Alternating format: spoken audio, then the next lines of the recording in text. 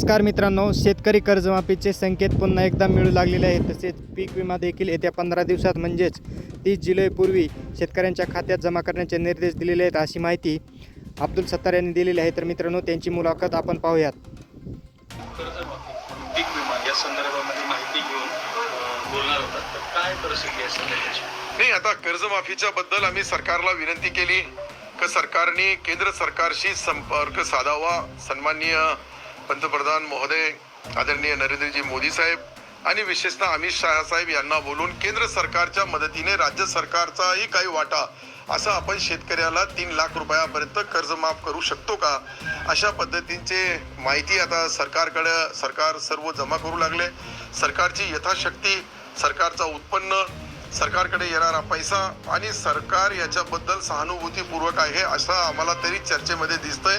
परंतु केंद्र सरकार जोपर्यंत याच्यामध्ये अंतिम निर्णय घेणार नाही तोपर्यंत आज काही बोलणं शक्य नाहीये। परंतु आमचा सातत्याने प्रयत्न आहे का शेतकऱ्यांच्या कर्जाच्या माफीबद्दल सरकारने विचार करावा।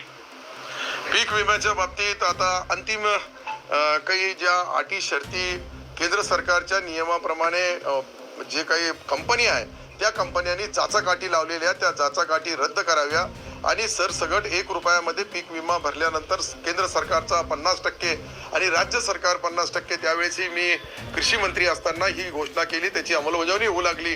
परंतु कंपन्या काही आकडता हात घेऊ लागल्या, अशी अनेक शेतकरी बांधवांच्या तक्रारी आहे। त्या सत्य समजून आम्ही यांच्यावर कारवाई करण्याचा मुख्यमंत्री महोदयाला विनंती केली आणि त्यांनी तसे आदेशही पीक विमा कंपनीची मीटिंग घेतली सचिवांना आणि त्यांना आदेश दिले की तात्काळ शेतकऱ्याचा जो विमा आहे तो त्यांच्या अकाउंटवर जायला पाहिजे। त्याची प्रक्रिया मला वाटतं का या 15 दिवसाच्या आत सर्व शेतकऱ्याला नुकसान भरपाई मिळून जाईल।